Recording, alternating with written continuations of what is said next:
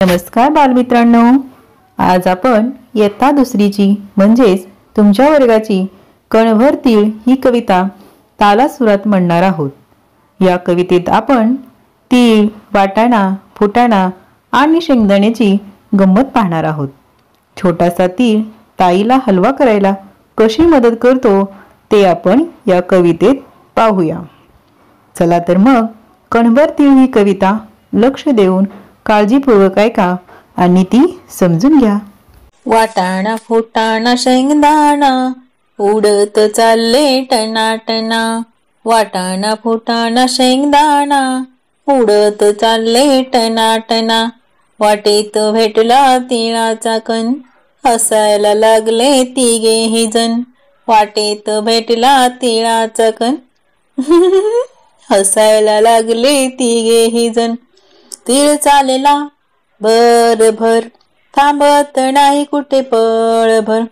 तिळा तिळा कसली रे गडबड थांबायला वेळ नाही सांगायला वेळ नाही। काम आहे मोठं मला नाही सबळ ऐक तर जरा पाहा तर खरा। कणभर तिळाचा मनभर नखरा। कणभर तिळाचा मनभर नखरा। बघा तरी थाट सोडा माझी वाट। बघूया गंमत करूया जम्मत चला रे जाऊ याच्या बरोबर। तीळ चालला भराभर वाटेत लागले ताईचे घर।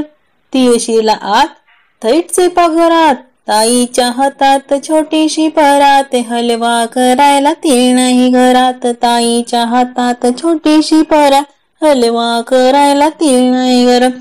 ताई बसली रुसून तीळ म्हणतो हसून घाल मला पाकात हलवा कर झोकात। घाल मला पाकात हलवा कर झोकात। ताईने टाकला तीळ परातीत चमच्याने थेंब थेंब पाक ओतीत। ताईने टाकला तीळ परातीत चमच्याने थेंब थेंब पाक ओत। इकडून तिकडे बसली हलवीत इकडून तिकडे बसली शेगडी पेटली असरसून। वाटाणा फुटाणा शेंगदाणा गेले घाबरून। वाटाणा फुटाणा शेंगदाणा गेले घाबरून।